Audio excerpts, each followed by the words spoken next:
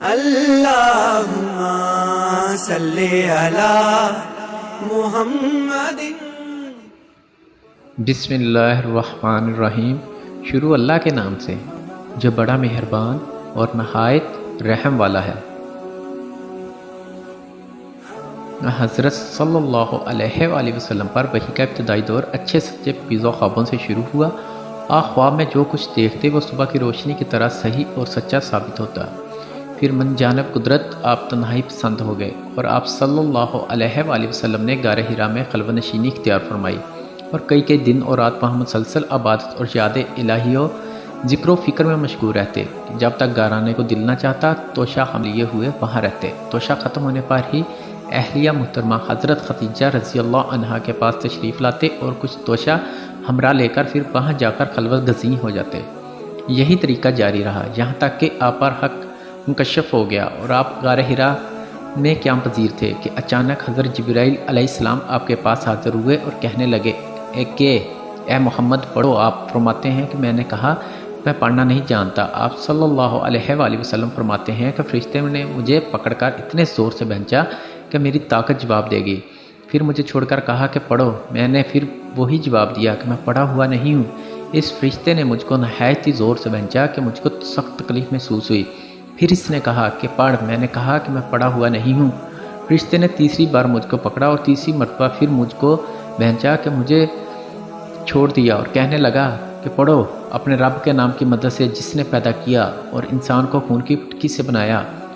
پڑھو اور آپ کا رب بہت ہی مہربانیاں کرنے والا ہے۔ بس یہی آیتیں آپ حضرت جبرائیل علیہ السلام سے سن کر اس حال میں غار حرا سے واپس ہوئے اور کہ آپ کا دل اس انوکھے واقعے سے کانپ رہا تھا۔ آپ حضرت خدیجہ کے ہاں تشریف لائے اور فرمایا کہ مجھے کمبل اڑا دو، مجھے کمبل اڑا دو۔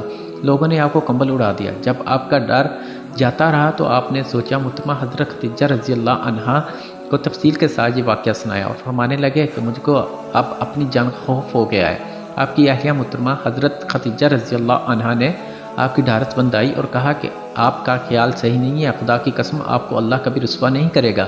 آپ تو اخلاق فاضلہ کے مالک ہیں، آپ تو کنبہ پرور ہیں، بے کسوں کا بوجھ اپنے سر پر رکھ لیتے ہیں، مفلسوں کے لیے آپ کماتے ہیں، مہمان نوازی میں آپ بے مثال ہیں اور مشکل وقت میں آپ امر حق کا ساتھ دیتے ہیں۔ ایسے اوصاف حسنہ والا انسان یوں بے وقت ذلت و خواری کی موت نہیں پا سکتا۔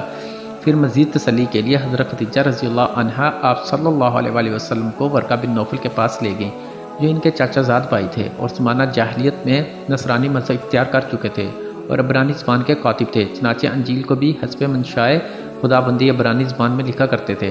انجیل سریانی زبان میں نازل ہوئی تھی، پھر اس کا ترجمہ عبرانی زبان میں ہوا۔ ورقہ اس کو لکھتے تھے۔